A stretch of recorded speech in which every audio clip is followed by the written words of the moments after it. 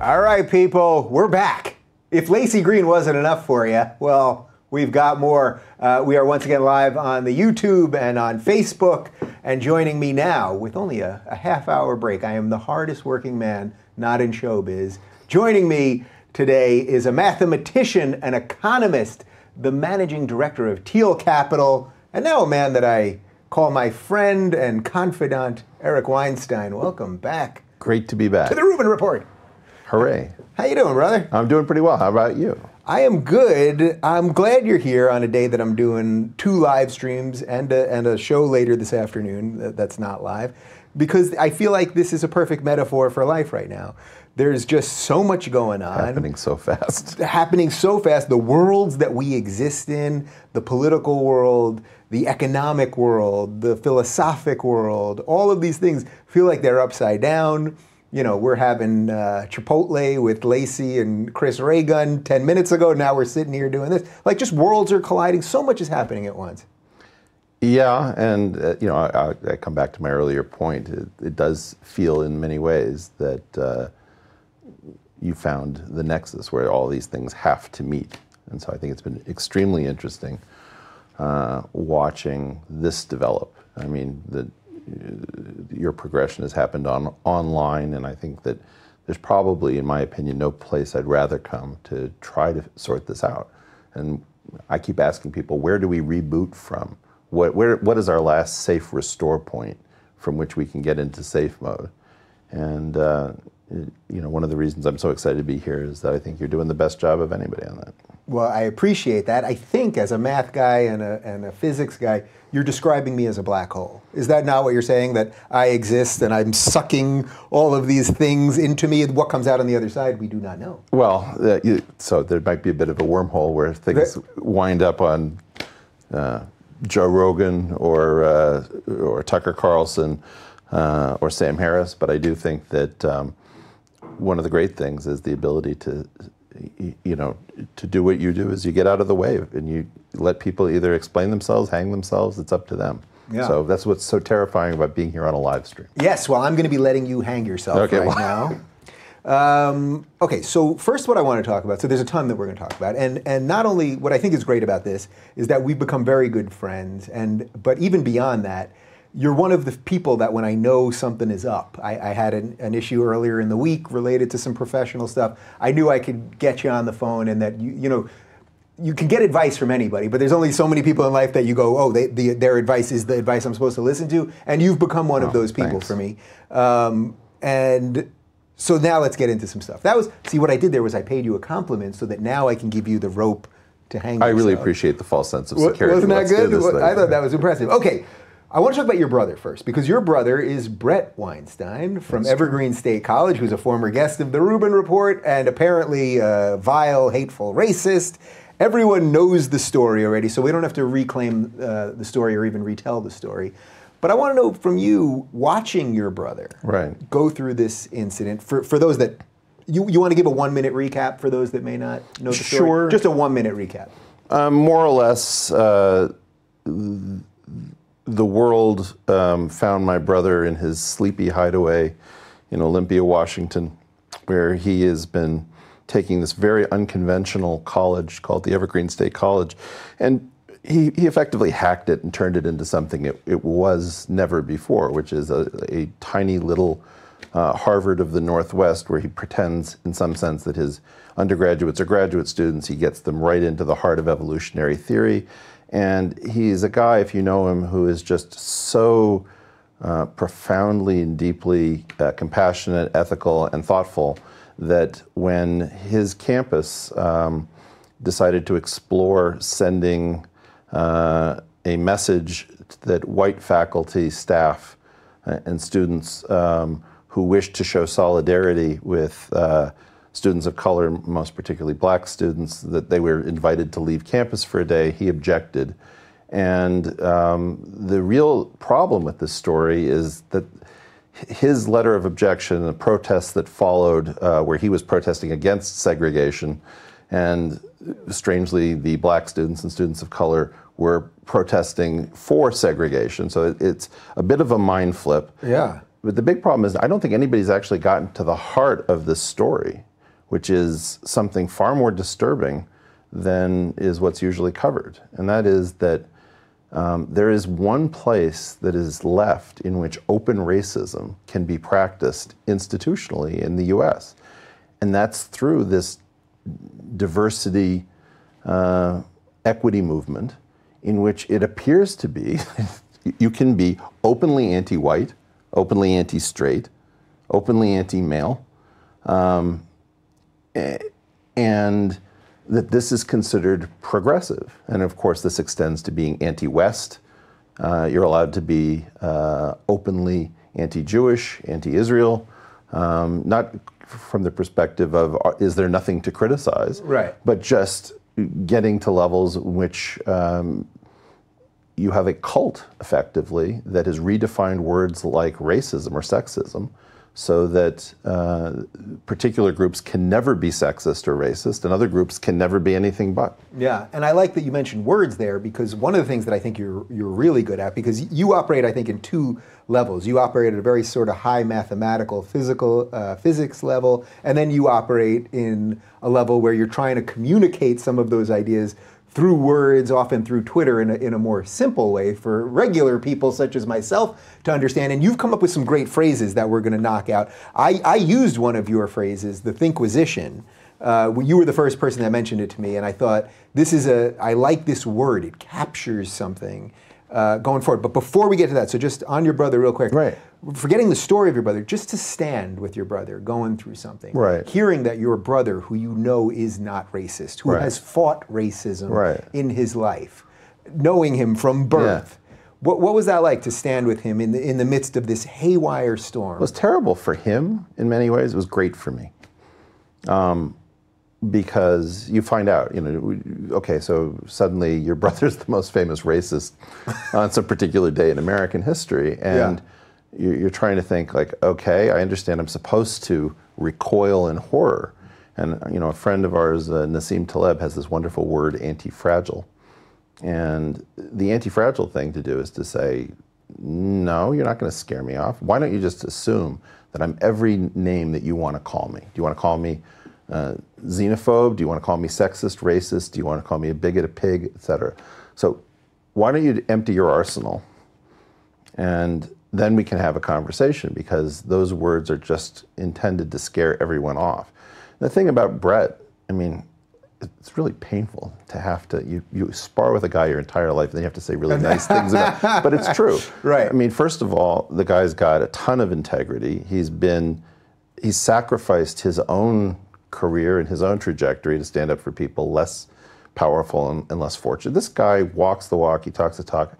They couldn't have picked a worse target. He's absolutely the nightmare that they didn't understand. They didn't know that he'd left college to stand up for black women who were being exploited. And because he has no fear or concern that he's a racist, these words don't really mean the same thing. It's not like he's thinking, well, I did have those 3 bad thoughts, over the last 5 years. He's just never had them. And his evolutionary theory informs his worldview. And one of the things people haven't found out about him, and I hope he's not watching this, but he's pretty much a straight up genius of evolutionary theory. He's not just some random guy who got picketed. And I don't know whether that story is going to come out. He was the leading student of a guy named Dick Alexander, who was one of the absolute top 4 or 5 evolutionary theorists in the world. And because that field came under such pressure in the 70s, when people didn't want to apply the insights that come from evolutionary theory to humans, the field has been in a terrible state. And that's in part why you find him at this crazy place. But this is the top student of one of the, or at least 2 of the top living evolutionary theorists. So he's going to blow the world away on several topics that have nothing to do with protests or politics or anything like this. We just haven't gotten to his science yet. Does that, in a weird way, show you the danger of what's happening on college campuses? That if a guy who, as a human, is as decent as you say, and I've only spent about 3 hours with him total, 2 were on camera, but strikes me as a very decent, honest, humble human being, but who also is doing the academic work that you're talking about, that really shows what's happening on the college, the danger of it, because it's a warning shot to everybody else. They're coming after our best people. Yeah. They are coming after the people who are the least racist, the most forward-thinking, the most thoughtful, the most nuanced. This is no coincidence. The idea is you can cow most people with this stuff, but when a guy has literally given up an Ivy League education under death threats to stand up for those less fortunate, he's probably not losing a lot of sleep over his own racism. And you can say, well, everybody's racially, racist. Yeah, everybody's racially aware. We can show the neuroscience studies that show that people identify, even if you put a bracelet around a hand, to show that somebody is in your affinity group, not in your affinity group, even if it's a rubberized hand. You stick a fork in it, and suddenly, if you're an atheist and the bracelet says atheist, the reaction will spike through the roof. So we know that there's affinity. We know that there's some sort of latent kind of racism in everyone, including blacks, not limited just to whites. And this is the guy who's the most aware. He can give you the science. He can give the introspection, and that's why this was also sort of hysterically funny when the dust settles and everybody's out of harm's way. We're going to look back at this and say, wow, they picked on Bret Weinstein. That's how crazy this got. So not only did they pick on the wrong guy, but it exposed not only what was happening at Evergreen in terms of the administration, but in terms of everything. The stuff that I really care about beyond the college stuff is the media stuff. And I think it exposed something else related to the media. It got virtually no coverage for the first couple of weeks. Then it got a little bit of something. But really, he did Tucker, was the first big piece he did, Tucker Carlson on Fox News, which was the only offer he got of the big three cable news things, as far as I know. Then he did my show, and a couple later he did Rogan. That kind of put his piece on the map. And then slowly there were some stories, but they were all written by conservative sites. There was virtually nothing. I can't swear that there was nothing. I think eventually HuffPo did touch it, and maybe a couple others. But it was all the defense of this man was coming from the things that are thought of as right or far right or alt-right, like that scary Joe Rogan. I mean, that's how stupid the thing is. So what does that say about the state of the media? Well, that was my original point, which is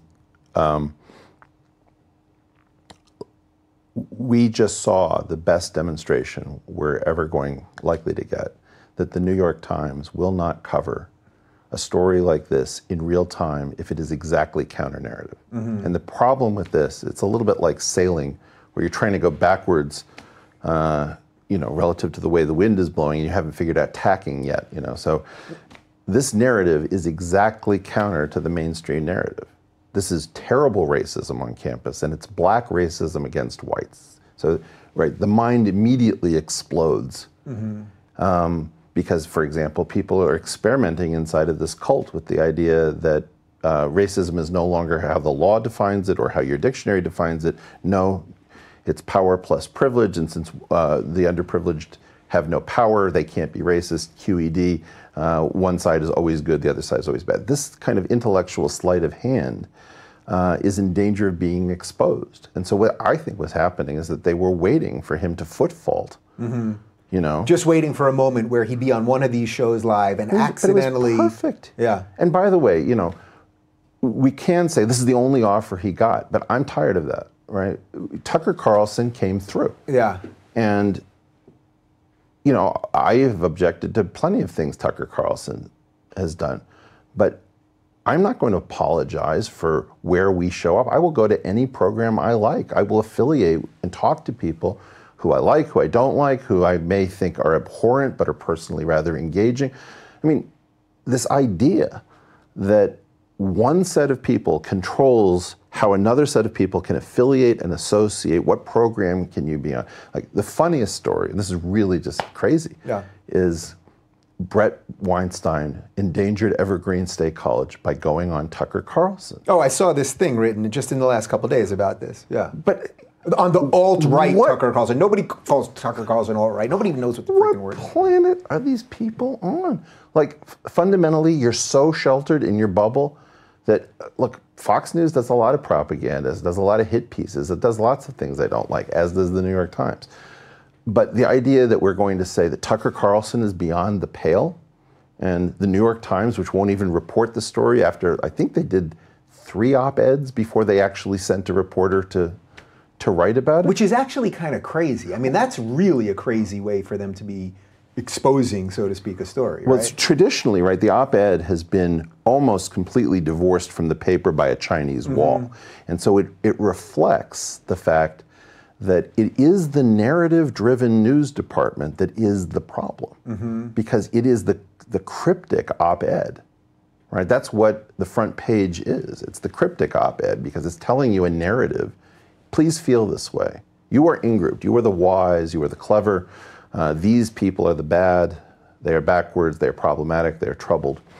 And so this kind of aid that nobody wants, which is how should I feel today, indicates that this was a non-story.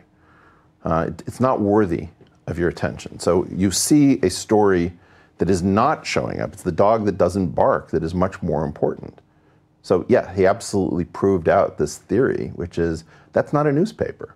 A newspaper would have covered what the op-eds spent 3 op-eds doing. Yeah, and it's so interesting because I know, I can feel it as you're saying it. I know that a certain amount of people who like you, who like me, are going to hear what you just said, maybe understand it at an intellectual level, but then go, whoa, whoa, whoa. He's comparing the New York Times to Fox News. And that's so counter to the way we're supposed to think about these things. But it's not just them, it's me. I sat down at my mother's dining table this morning, and I looked at the font.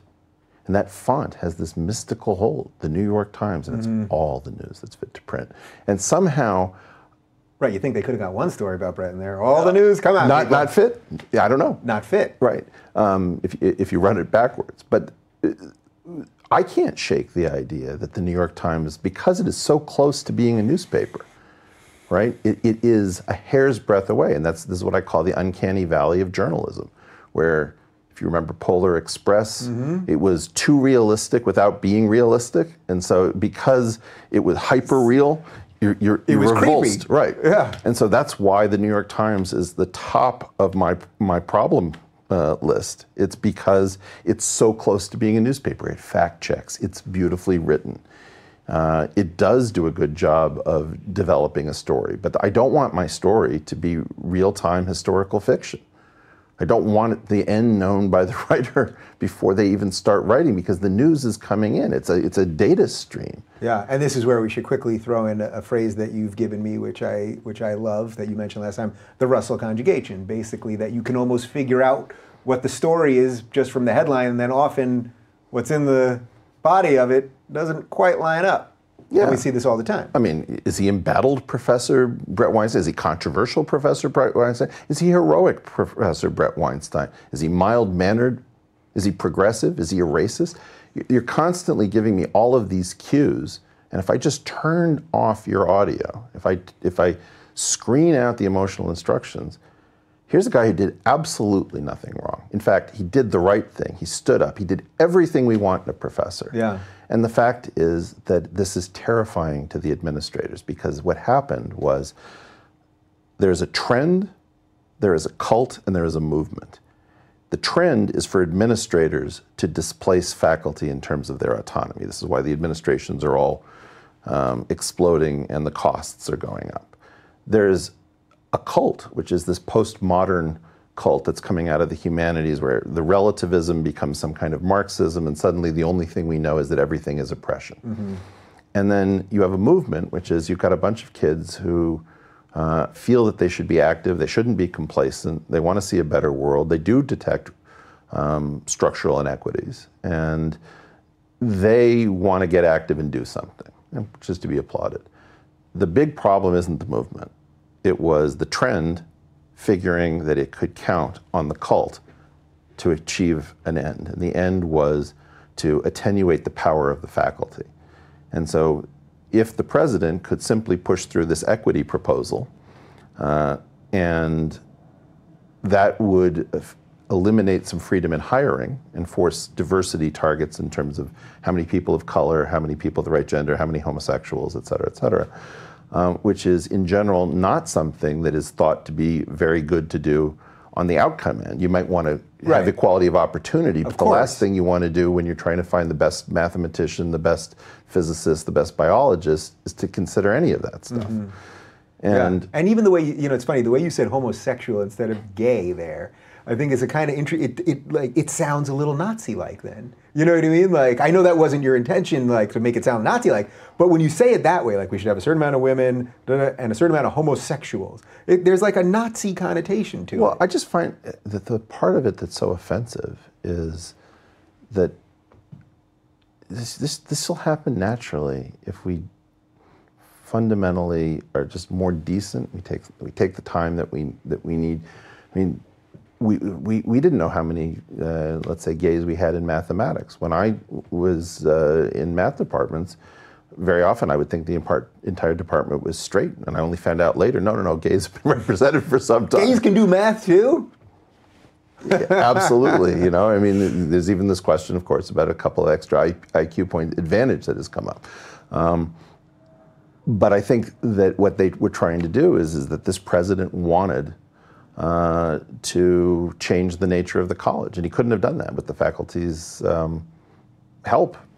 I mean, with the faculty's resistance.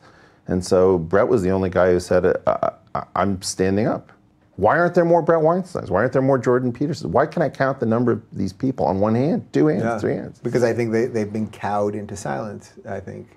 Well, this is the modern university. If tenure is supposed to guarantee freedom of thought, right, academic freedom, and I can't hear much of anything, what does that tell us? Right. So in a weird way, by giving professors tenureship, you've put now this undue pressure on the administration to bend when they shouldn't, because the professors aren't going anywhere. They're still protecting their own butts in many cases. But you can fire professors, and people don't understand this. What you do is you up their teaching loads, you put them in crappy offices, you make them hate their jobs, and then they'll remove themselves, right? And so the big problem is the administration finding the cult. And when the trend tried to use the cult to displace the faculty and its autonomy and go after the sciences, you know, we have on video the president of the university talking to the people leading the protests a short time before all hell breaks loose. And they're talking about, well, Bret used the word genetics and he used the word phenotype. What does that tell you? It tells you he's a biologist, you morons. It tells you that he's thinking about race at a very deep level. He's thinking about it socially and he's thinking about it biologically. But the idea is that somehow vaguely that sounds like, I don't know, some kind of weird eugenics thing to you. Right. And then what they start talking about is we're going to use diversity training as a weapon. We're going to bring them in, we're going to train them, and if that doesn't take, then we sanction them. Yeah. Okay, we have that on tape. And then the president, right, says, there are going to be people who are going to just tell us all to fuck off. And that's what he says in those words. And then he turns right to somebody recording this, and he says, don't put that in the video. And he throws up his hands, because the kids laugh. Like, of course this is a different generation. We got everything. Put that in the video. And so what is it? He's owned. This is compromise. They've been videoing him, and people can't figure out, well, why does he allow them to tell him when he can go to the bathroom, whether he needs an escort? Literally, you're not making that up. This president is still in office. What does that tell you? Something is wrong above the president. It's wrong at the level of the trustees. We don't know what this is, but one can infer this guy created a public hazard by telling the police to stand down. He's now claiming that the police don't have enough guns. Irony. None at all. Irony. Lying. Yeah. Right? He created this situation, and somebody's leaving him in place. This is the first failed college or university that we've ever had, to the best of my knowledge, in that it was a real place, but the failure went above the president. The failure is now at the level of the trustees, like a failed state. Yeah. All right. Well, I know we could just keep going with that, because it's so relative and relatable to everything else we're going to talk about. But the media component of that, I think, is where I've spent most of my time. I talk obviously a lot about the college stuff and the free speech stuff. Right. But the media component I see as directly related to so much of the Trump stuff right now. Oh boy. So let's go into that Trump stuff, because to me, I had Andrew Klavan on last week. He described Trump as basically just running a truck through mainstream media and just blowing the whole thing up. I've used the analogy that it's like Trump has just thrown the chessboard up. We can figure out a zillion. I use wrecking ball. A wrecking ball, right. So I was going to say, I know you've got a good analogy for this. That part has been the part that I have focused on that I think is good. It's immeasurably good. This corruption that you're talking about, this endless sucking up to power, the way they use words, the way they trick us to think, all of these things I see as a net good of the Trump thing. None of that has anything to do with, do I wish we had a president that I trusted more, or that I felt had a moral center that I understood, or didn't tweet as much, or was elevating dialogue, or all of those things. And again, I didn't even vote for the guy. But that thing I think is really damn good about him. So first off, do you agree with that premise in the first place? I don't think so, and I'm not even positive that you do. So let me advance an argument. Bring it, my friend. Just as if we were talking on the phone, as we do. That's why I have you here. Okay. I think that the problem is that he's not a clean enough wrecking ball, and that this is backfiring, right? So the idea is that I view the Democratic Party and the associated media, whether it's CNN, NPR, or New York Times, as electing Donald Trump. More or less, it would be impossible to produce him without this kind of institutionalized corruption. Whether or not the corruption is legal or illegal doesn't matter to me. It subverts the intent of the process. Okay, so far I'm with you. Okay. Now the problem is that they are going to protect us from all of the excesses of Donald Trump. And there are many excesses of Donald Trump. There's no shortage. Yeah. Right? And so the problem is that they've both lit the house on fire and offered their services as firemen to put out the fire that they started. Mm-hmm. So the problem that I'm having is that I want Trump to be cleaner so that the message has actually received. We have two new problems. We have a host of what can at best be called non-standard presidential behavior. Mm-hmm. And at worst... right, at best. That was at very... best. Yeah. And at worst, we have a group of people who had no plan for governance because the only plan that, I mean, this is something I got wrong. I definitely thought anyone smart enough to win the White House using this crazy strategy, which I felt I understood some, would have some plan for governance, and then it had to have a certain component, which is they were going to fill up government with the loyalists first. They were going to give less important positions to the less competent loyalists, and then they were going to have to broaden their circle and go to non-hostile, left-leaning competence because there just wasn't enough pro-Trump stuff. Right, you need bodies at the end of the day. If you're going to do anything scientifically based, science is going to lean heavily Democratic. So let's just take that as an example. Mm-hmm. So I always knew that you were going to run through the number of Republican or Trump-supporting physicists, biologists, mathematicians very quickly. All right, was there ever a plan to actually staff this government? Apparently not. So what does that tell you on the loyalist front? Because I think that's an interesting spot. So when you look at guys that were thought of as the loyal attack dogs, Chris Christie didn't get a job in the administration, Rudy Giuliani didn't get a job in the administration, Mike Huckabee didn't get, all these old school politicians, but who were very effective for him. Do you think that was part of the plan in a way? You know what I mean? Like you use them as long as you need them and then you toss them out? Or do they provide some other cover by not being part of the government? It would appear that there was no plan. So you think that's really the broader piece here? I worry that I had a better handle on Trump's odds than Trump had on Trump's odds.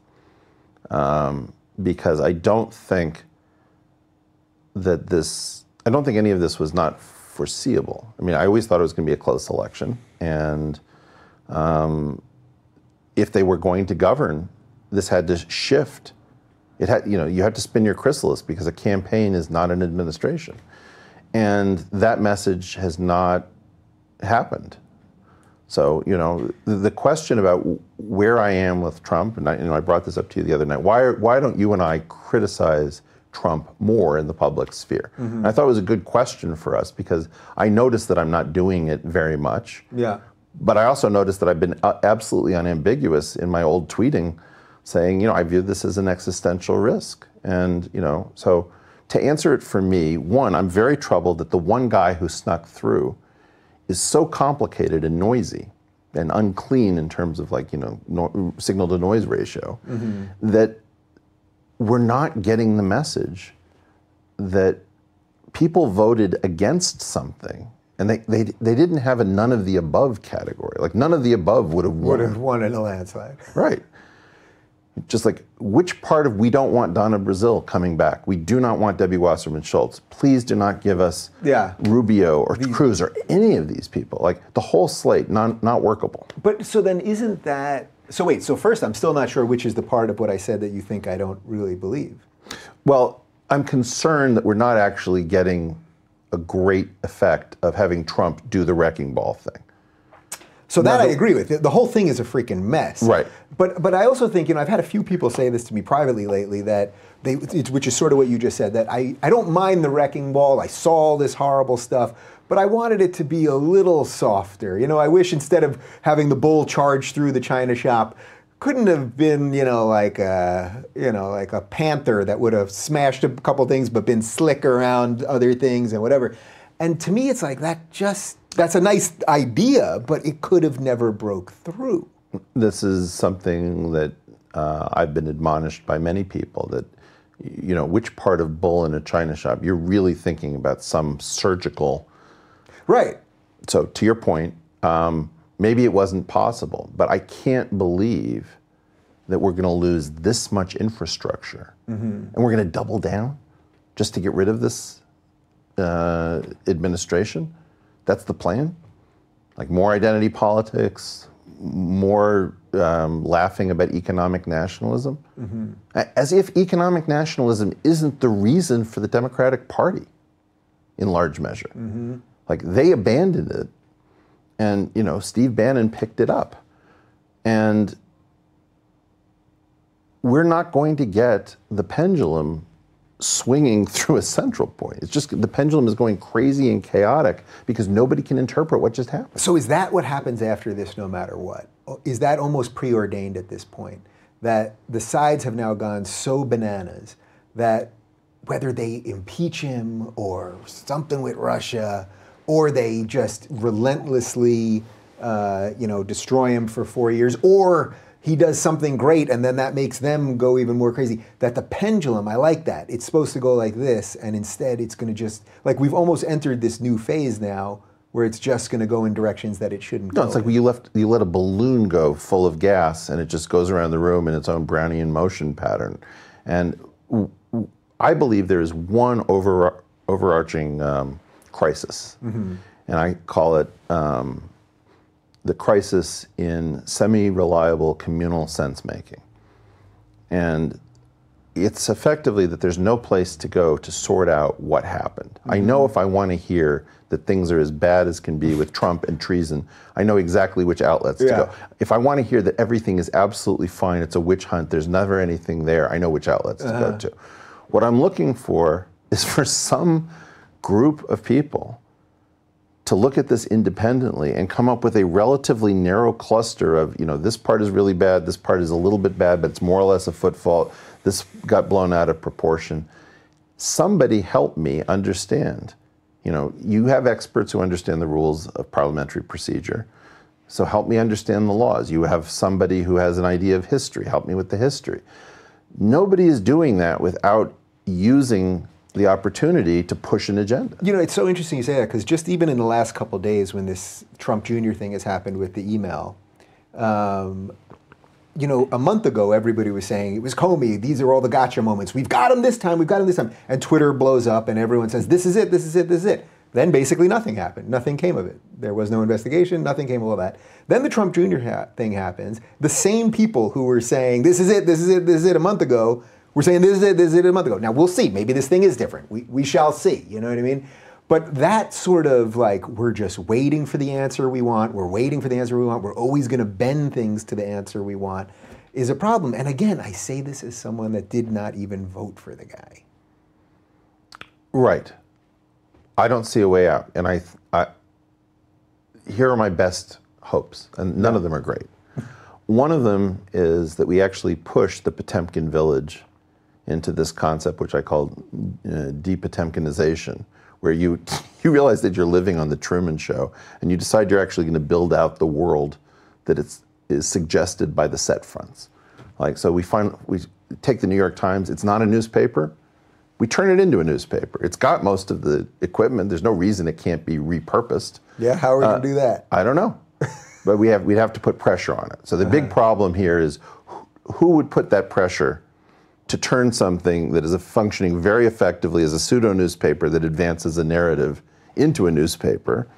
Like, that's very hard to see. How do you get the Democratic Party donor class to effectively go against their own interests? Because their only interest in that party, for example, may be protecting their particular exemption that allows them to profit. And so it's very hard to imagine. So you mean, in this case, you mean having the donor class go against the identity politics stuff and go against all that stuff that you see as so destructive. Well, that they'd have to just say, we can't fund this anymore, and we don't know what it's going to leave us with. What would the French aristocracy have done if it wanted to stave off the French Revolution? It would probably have thought, maybe we're gouging people a bit much.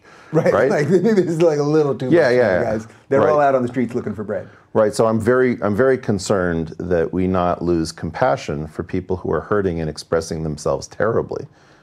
They may not be expressing themselves well through identity politics, but people are hurting and they're afraid, and growth is lousy, and people don't have confidence that everything's going to be okay, and I think they have reason to worry. So we have to get into touch with that, and I think that we also have to, to try to be just tasteful and moderate. Like, look, we're not getting rid of wealth. Some people are more successful than others. Some people work harder. Some people manage risk better.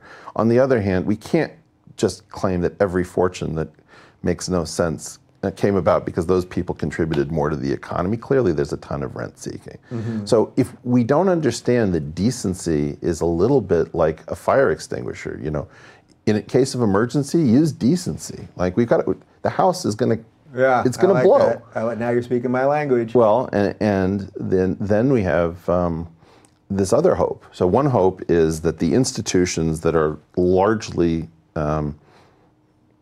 internally different than their exterior would suggest, that you hope that CNN, Harvard, Brookings, et cetera, all the things I usually pick on, become de-Potemkinized.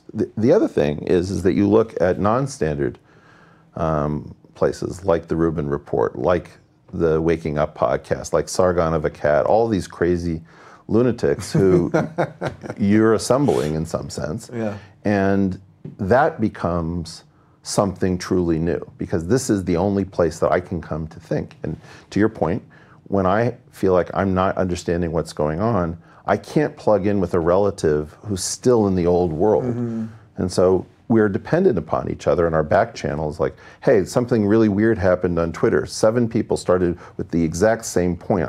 I'm thinking that that's not real. Those are sock puppets. Mm-hmm. But if somebody's never heard of astroturfing, they have no idea what you're talking about. You sound like a conspiracy theorist, whereas somebody else will say, yeah, I've got 7 sock puppets and I'm trolling you. Isn't it funny? I don't know how many times I've called you just in the last 3 months and started the conversation with, Eric, I don't want to go too far down the rabbit hole. Eric, I don't want to be too conspiratorial here. But I find that talking with someone about some of the crazier, we're all having thoughts all day long, especially in an upside down time. We're all having all sorts of crazy thoughts. And I think having that core group of whoever it is for anyone watching this, but having a group that will allow you to express your thoughts without jumping down your throat, or allow you to, mention something that sounds a little weird. It's so important right now. This is as important as it could possibly be right now. But I mean, I feel like we are a community. And, one of the funny things about being recognized, like, here we are on a totally fake TV show. What? Right? It's totally... Well, just for the record, this is extremely professional around here. I mean, look at these lights. It is professional, but the point is, what is this, NBC? Yeah. ABC? No, it's like something you dreamed up, right? Now, that thing that you dreamed up, I can tell you how important it is, because I get recognized in Trader Joe's. People are like, Eric Weinstein. I'm thinking, did I go to high school with you? No. This thing is being watched by millions of people.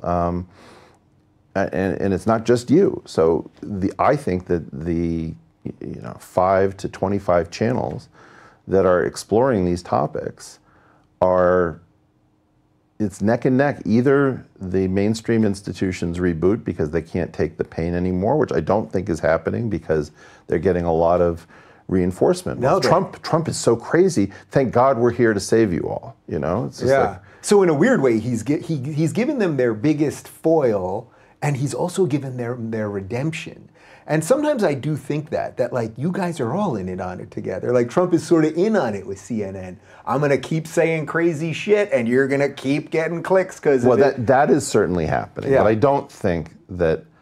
But they must love this. They must love this feeling of we finally once again are your saviors. Well, they're certainly that's what they're pinning themselves as. I don't think most people believe it, but they have to love that self-importance, right? I think that they do, and I think that it's like democracy dies in darkness. Yeah. I hope somebody got a chuckle when they were thinking about whether to bring that back. Right. They see themselves in this incredibly sanctimonious, heroic capacity, and quite frankly, they're not taking, like you and I are taking real risk doing this stuff, and I don't think they're taking real risk. I don't think that they're breaking a sweat. They're phoning it in. They're doing what they've always done.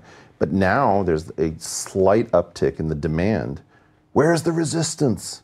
We will rid ourselves of this terrible, well, whatever you think about him, you obviously were willing to dance with the devil during the campaign to bring this in. Yeah. Nobody told you had to put illegal aliens, on stage at the DNC. Even if you think that there should be an amnesty program, you're just specifically sticking your finger in people's eyes. Yeah. What do you think about the concept that we all sort of conjured this up? I mean I hate that. I mean that in the sort of, but I mean it in sort of like the Matrix kind of way and a little bit of Harry Potter and a little, like that we all, in a weird way, we all almost wanted this insanity right now. Like we were all so obsessed with the election and all this stuff, and we got this thing that, here it is. We got it. Dave, I'm so nervous that we've broken something really deep. That this is not. But I think maybe subconsciously we all intended to. Well, I wanted to get out of that rut. I mean, I believe that between the end of the Carter administration and 2008, I call it the extended Reagan administration. It was pretty bad. It was pretty consistent. The major players have been playing these games for long before the internet allowed us to catch them at it and to say, hey, did you see that weird thing that they did? Which is, a lot of what gives us strength. But, I think if you look at the desperation to exit that structure, I don't think many of us would put at risk what we just put at risk. Because the institutions aren't safe, and the big difference between Trump, in my opinion, and the institutions is that Trump is representing a very bizarre presentation of the individual. Mm-hmm. This guy is a contrarian. He doesn't listen to other people. He goes his own way. All these maverick sensibilities. But there's only one Trump. It's not like there's 100 Trumps ready to take over from him. He can't even pawn things off to Jared or Steve Bannon or Stephen Miller. Yeah. So the bigger issue is Trump really the existential risk, because we're going to get into something with North Korea that we should be avoiding because he doesn't know how to do this? Or is the existential risk that we are sitting here waiting for our institutions to rot from the inside as we never tire of putting failed baby boomer ideology in their service? So I think I probably fear that more in the long term. I think I probably fear that these things were crumbling, or not only crumbling, the way I've described it is that to me a vote for Hillary, and again I voted for Gary Johnson, but a vote for Hillary would have just tightened the screws against all of us that were seeing the things that you're talking about. It would have been a tightening of that against us, a choking, a taking the air out of the room for us. Now we've got something that may end up destroying all of the institutions. But here Dave, we are. Yeah, I think what we've done is we've unleashed a multipolar world where the U.S. is not capable of giving strong guidance. So what we're doing is we are now squandering what we built for decades in the post-World War II rearrangement. And we're going to be left probably with a multipolar world, which game theoretically is going to be almost impossible to control. I mean, the Cold War was weirdly stable because it was two-player. Mm-hmm. Yeah, and now there's a lot more players. All right, here's what we're going to do, because I really want to get to this, what we have sitting on the desk in front of us. But you have come up with, my policy is I like to not look at my notes when I'm so talking obviously to we're somebody. failing here. Well, you failed me miserably. But you've come up, as I mentioned before, you kind of play in two worlds. You play in the sort of mathematics, physics, economics world, and then you play in the Twitter world too, and you try to get some of those ideas out there to be understood in a more palatable way, I think, for sort of regular people, so to speak. So I just want to go up with a couple of things that I've seen you tweet out lately, and we'll just spend a couple of minutes on each. Terrific. So as I said, you were the one that originally said the phrase Thinkuisition to me. I think I laid it out pretty decently in that direct message.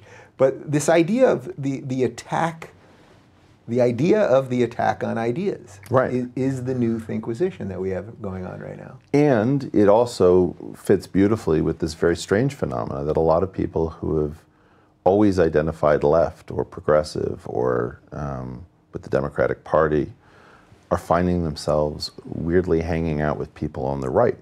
And I think, why is this? And so I thought about this situation like during the Inquisition in Spain, where Turkey said, Spain's problem with the Jews is Turkey's advantage, welcome. And so in large measure, a lot of us have been treated much better on the right, and I believe that the right is actually softening and changing as a result of them taking in this influx of people who, I've never voted Republican yet. I don't even think I'm on the fence necessarily, but I do know that I am treated respectfully, thoughtfully. People say, well, I'll disagree with you, Eric, on that, and then we find out that maybe we're not in so much disagreement. So the quality of the conversations on the right has become weirdly better than what I used to, I often refer to as the thinking left. And it's watching the expulsion of one group into territory traditionally held by another. And I do think we have to be really appreciative to our friends on the right for their decency.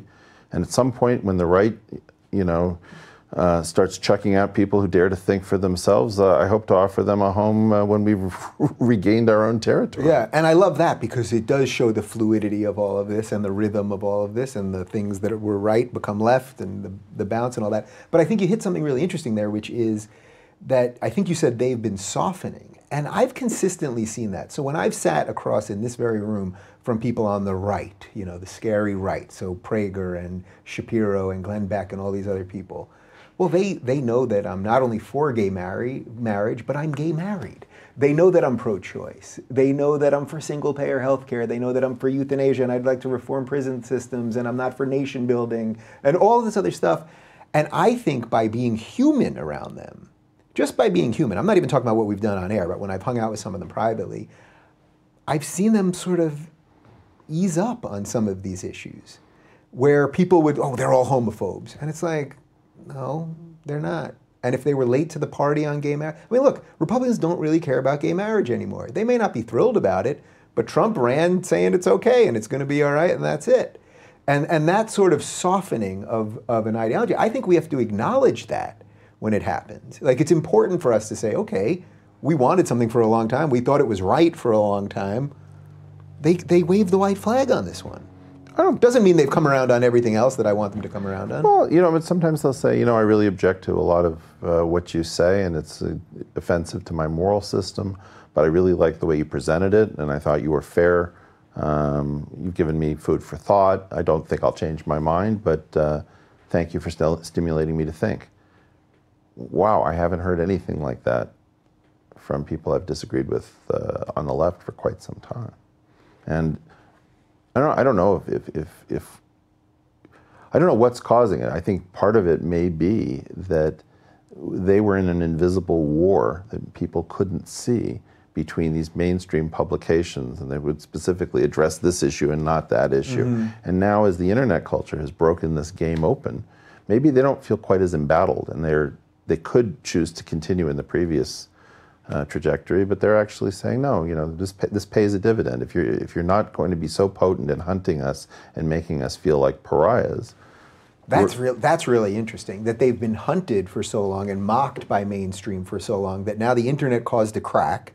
People are really able to look at them a little bit differently, and they're showing a little a little humanity right now because they realize that there's an opportunity to be treated a little different. It's self-preservation by them, but I'm fine with that. I believe in rational self-interest and self-preservation. Right, and I think that, you know, shame on any one of us who doesn't accept a hand that's offered in the spirit of friendship and investigation of the truth. And I've had many hands offered to me. It doesn't mean I'm becoming them. I don't think that I've changed.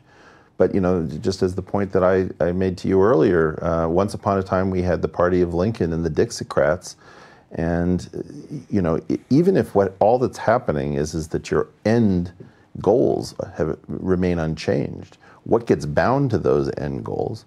Like, for example, interracial marriage, where I'm in an interracial marriage. It used to be the Communist Party was the only party that would support that, right? And so now it's, you know, every party would support it. Yeah. But the point is that the labels and the bindings change, and I'm not going to be loyal, you know, just to the insignia. So is that the direct connection to their outrage, that they've owned the narrative for so long because of mainstream accepting and pushing these ideas, academia, media, politically what was okay to say and what isn't okay to say, that the internet came in, blew it apart, and now the reason that they're so hysterical is because they're finally under scrutiny. You know, yeah, what I but mean? they also got more desperate. So if Yeah. you look at like affirmative action and the old, you know, decisions in the 1970s, you could make the claim that the world had been so unequal that maybe we needed to do something very radical, right? But you've now had these various corrective measures for so long that even if we haven't gotten rid of lots of structural problems, things have gotten a lot better on many more fronts. And I think if you look at something like, you know, the Southern Poverty Law Center, what does it choose to do when it runs through actual, you know, Klan meetings because there aren't enough Klansmen to watch? Okay, well, you know, now we have to find some growth industry. So let's find like some of the most enlightened, helpful people around, like, you know, Majid Nawaz, and we're going to go after him and paint a bullseye. Well, God damn you. Yeah. No, you're not going to do that silently. It's not cute. It's not funny. You're going to get people killed, and you clearly don't care. Yeah. And thankfully, Majid is not taking it lying down. He's now preparing I think he's preparing a legal defense against, or he may go on the offense with them. But they did it to Ayan. They did it to Brigitte Gabriel, who I've had on the show, who I was a little nervous about having her on the show because so many people say she's this right-wing, evil, you know, monster. I had her on the show. It was one of the most enjoyable hours I've ever had of the most decent person sitting across from me telling me their story and their humanity. So let's make a point. Every time they tell us who we're not supposed to talk to, let's put that person towards the top of our list of people we should probably talk to. Yeah. We got to reverse this thing because they need to lose that toy, right? So they've been playing with too much. What, you know, which camera can I look into? You can look into that one right there. Tucker Carlson, first of all, I haven't agreed with you very much over the years. Thank you so much for covering the story of Bret Weinstein. I really appreciate it. And, you know, it's not a question of I begrudgingly say this. I'm just wholeheartedly open in saying, you know, you did something that needed to be done, and it should have been done by everyone. It should have been done by the left, and we're not apologetic about it. We're not apologizing left, right, and center. You know, that was one of the huge things with Bret. When is he going to apologize? You watch, he's going to cave. Well, I've watched lots of people cave. I even watched Bill Maher cave. You know, this is completely crazy. And that pressure has been stood up to only on the right, so far as I know. So credit where it's due. Yeah. Let's stop being scared. And by the way, it doesn't mean that we're moving. I'm not moving to the right in order to say this. I'm just recognizing good work where good work is done. Yeah. Well, that's a perfect segue, actually, to another phrase that you came up with that I love, the intersectional shakedown. So we've talked a lot about intersectionality here. I think most of my audience understands that. But this shakedown addition that you added, I think, has a really interesting component. It's sort of related to everything that happened to your brother. I'm looking for an apology from you, and I'm looking for concessions. And what do I hold? I hold the ability to call you names. And if you don't do as I say, if you will not surrender your agency, surrender your individuality, take on this junior status, which I'm going to call ally. White people, get me some water. This is food for black people in case black people are hungry. No. what you're doing is you're basically just baiting everybody with the one tool you have, which is if you don't toe the line, we're going to call you names. And it's going to limit your ability to move around the institutional universe. So to be clear, this is really a critique of, in the case of Evergreen, this is a critique of the white students that were joining the fray, right? Because they were sort of, to prove how not racist they were doing very anti-liberal things. So the shakedown was to take these guys and control these students, right? Absolutely. It's a protection racket where fundamentally you take the weakest people who are embarrassed about their own culture, they're embarrassed about their own hide. And look, everyone should look at their own ethnic group and see what it does well, see what it does poorly. Being self-critical is a virtue, not a vice. But self-hatred and self-flagellation and privileging the other as some sort of advanced life form, as if we can't. I mean, I do worry, for example, do these white kids have any black friends? Do they have any Muslim friends? Do they have friends who have immigrated from the developing world? Right. Because you mean in reality, not in just, if you were to look, it all looks diverse. Yeah, I mean people who you'd trust to make decisions for you in a hospital. Because let me tell you, the developing world thinks that the West would be crazy to give up on itself. Yes, it's got more entertaining dances or better food or some rich and storied history and great narratives and art. But the fact of the matter is that the West has probably more attraction for those people than any other place. Our amplifier is what distinguishes us. We have done everything more powerfully than every other group. And so it's not whether or not what we're doing is right or wrong, because every culture does right and wrong.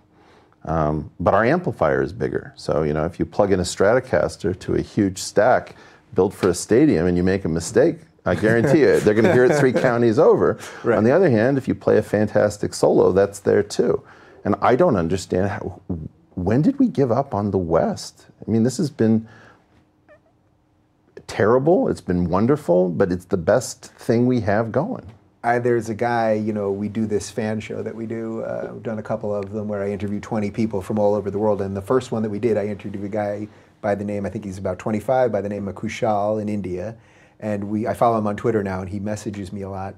And he constantly is saying to me, how are you guys giving it up? Do you realize you guys are giving it up? I'm so concerned for what's happening in your country right now. Do you realize what's happening? It's started to happen here. There's a lot of different things we could talk about with India. That's a whole other thing.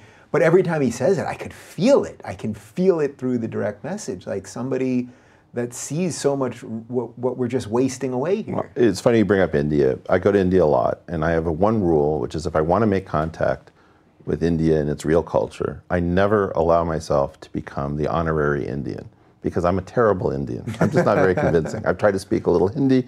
I care about the food, the music. When I go over there, I usually bring a harmonica. I sometimes bring a baseball cap. I amp up the American because that says I'm not coming to the potluck empty-handed. I'm bringing my own culture, and I'm not trying to be a junior version of you. And people show up at the potluck, and man, are they giving of the crown jewels of their cultures? And you get that appreciation when you show pride in yourself, because otherwise you won't be able to receive the pride that they show in the things that they want to tell you about. Yeah, being as curious as you are about them, they are about you. That's the trade-off of humanity. And we aren't empty-handed here. No, we're not. We've got some good stuff. All right, let's do three. Let's do 3 or 4, literally 2 minutes on each, because then I do want to get to this. All right. Artificial outintelligence. Yep. So we worry a lot about artificial intelligence, but it turns out that there are lots of species that use the intelligence of the target species that they're parasitizing and make the victim do the thinking in the service of the predator. And so we haven't worried about evolving through artificial life because computer programs are about the only thing that humans can manufacture where we can build in the reproductive system. As soon as it involves atoms, you can't get 2 glasses to make a 3rd tumbler. Mm-hmm. I believe that almost all of the prerequisites needed to build a system that hijacks the intelligence of the prey and mimics an intelligence system using the intelligence of the victim are in place. And you can look at a video that I did on Big Think that focuses on this very quixotic but probably near-term prospect. So long before we get to artificial intelligence, we're going to get to systems that use us to fool ourselves and are directed from a computer, which will do most of the heavy lifting of what we fear from artificial intelligence gone bad. Right. We might be doing it to ourselves right now. You know, we'll link to the to that Big Think video, which I have seen. All right. You know, we're just gonna do one more of these, and then we're gonna jump in here. This is probably the most appropriate one. What is the anti-expert? Well, going back to Nassim Taleb again. Nassim Taleb at some point was the best person to get in front of the House Committee on Finance, but it was blocked because it had been sort of captured by outside forces. So I tried to get him onto the House Science and Technology Committee to tell us why the world had blown up during the 2008 crisis. And they launched every objection to our friend Nassim. And they said, well, he's not an academic. And I said, yes, he is. He's got a professorial position. Well, he doesn't have a PhD. Yes, he does. He doesn't publish papers. Yes, he has. Right? He's not 6'4". It turns out that he has all of the right credentials, but he doesn't follow the conclusions that the field has followed, and so his conclusions are different. But the problem is that he's got much of the credentials that terrify the community, because it's like having somebody say, I'm a climate scientist, I have completely different models than you do, let's talk technically and we'll see where we're discordant. And somebody says, well, no, this is settled. Right. Well, you know, maybe I have a different perspective on it. So an anti-expert is somebody who has all of the same credentials as an expert, but has reached radically different conclusions than their community and still wants to remain in that kind of dialogue to find out whether they're right or they're wrong. And that person is usually somebody who has to be shoved off to the side because nobody in the field wants to have the argument live with scorekeepers, because it will generally show that the conclusions are not on nearly as strong ground as they might be. Yeah, and everybody doesn't want to be associated with them because then you will immediately be smeared with the same things that this is this tarring by association, and so you have these incredible chain links, which, you know, somebody knows somebody who met with somebody who once said good morning, which is also something that Joseph Goebbels said. You know, he was always saying good morning to everybody. That was his thing. All right, we're gonna do one last thing here. We're gonna do about 10 minutes on this because I have another interview, and then we've got something later that we have to get to. So Amira, if you could pull up the 4-quadrant image. So I really want to dive into this. The first time I heard about this, correct me if I'm wrong, was it the first time you had talked about it publicly, really, was on Sam's podcast? It was. Okay, so on Sam's Waking Up podcast, which I'm sure most of my audience probably listens to, you described this 4-quadrant method, really, for looking at the world. And there's a great video of it on YouTube, but we're going to have you re-explain it, and maybe you can do it a little better this time. We shall see. So we're looking at it on the screen so the audience can see it there. We've got copies in front of us so that you know, we don't have to extend our eyes too much. Talk to me about the 4 quadrants, because this made a lot of sense to me, but I can't tell you that I understood every piece of it the first time you explained it. Terrific.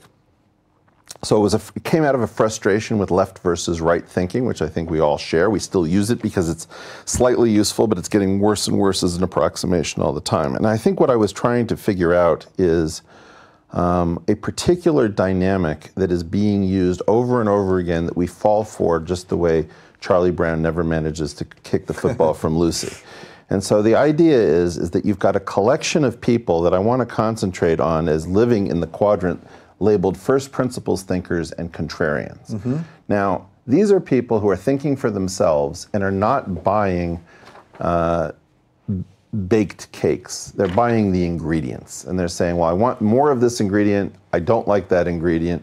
So they're attempting to avoid having any pre-baked idea put in front of them. And what you see on the x-axis... So we're in the upper left quadrant, for those that are following along. Right. Yeah. What you see on the x-axis is some visible support for a policy initiative. Are you for the DREAM Act? Do you believe in No Child Left Behind? Do you want the U.S. to accept more refugees? These are things that we can measure whether you're supporting or opposing a particular policy prescription. On the vertical axis, what you have is some implied moral virtue or vice. So let's start with somebody like Bret. Okay, so Bret, I think, lives in the second quadrant. On the x-axis, I'm going to put support for the equity agenda advanced by his college. So he clearly opposed that. On the other hand, I'm going to put absence of racism on the y-axis. So I would say Bret is a guy with like almost zero racism and completely opposed to this equity agenda sneak attack. So the problem is... So he's sort of done one good, one bad there in traditional thinking. In traditional thinking. Yeah. Now what they want to do is to say, we can infer from your opposition to the equity agenda that your real Y value is extremely negative. That is, you are a racist. And you oppose these people because you singled out black females, strong black women who were trying to advance a good cause. And so that is the attempt to map from quadrant 2, first principles thinkers, contrarians, into quadrant 3. And you see this line, actual position, perceived position. So that's what they tried to do. They tried to create Bret the troglodyte, Bret the racist. And in fact, that narrative, which is you can tell how good or bad somebody is on racial or gender issues depending upon how much they go along with the agenda. And that is the media narrative. And that's what broke, right? Which is that the New York Times probably would say, look, this is part of identity politics. This is part of the Democratic Party. This is how we do things. We can't have people dining a la carte, buying ingredients. This is a baked cake. Take it or leave it. You either support the initiative and you're virtuous on race, or you oppose it and you're a bastard. Right, because otherwise it's so contrary to everything else we put out there, it can't make it through the system. Right. Now let's take somebody else. For example, let's take Sam Harris. Okay. So Sam Harris would normally live in quadrant 2 along with Bret. But here, for example... Free thinkers. Free thinkers. Yeah. You know, Sam might oppose opening our borders for refugees coming out of failed states, particularly with Muslim majority populations. You would like, if you were part of the control structure, to say, well, that could only be because you're an Islamophobe. But my guess is, and I got Sam to admit this on his podcast, he seems to be a bit of an Islamophile. He's aware of the poetry, he's aware of the music, he's aware of the culture, he's got very close friends and collaborators who are active practicing Muslims. And so the idea is that Sam is a I think he's probably an Islamophilic guy who's worried about the same thing his Muslim friends are worried about. Just what he needs, another label. What? Well, just what he needs. But we're going to drag him out. Yeah. Right? And so the key point is that the dupes are the people who say, well, you know, I can infer what Sam is really up to. He just wants a first strike against Muslims in the Middle East. Well, obviously he doesn't. That's stupid. Now, who's actually controlling this game? My claim is that it's these people in the fourth quadrant, which is rent-seeking elites. These are people who, for example, want to save a pension plan by increasing immigration because we're not reproducing and growth, you know, is at a low.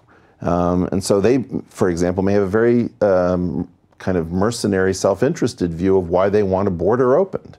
Okay? So that's the elite level. Where would you put like the people that relentlessly slam and smear him for their own good? Those are the dupes. Those are the dupes. Those are the dupes, right? Yeah. And so the dupe army is going to come after you relentlessly for breaking ranks and saying, I want to dine a la carte, right? And so, for example, I don't see you as a Trump supporter.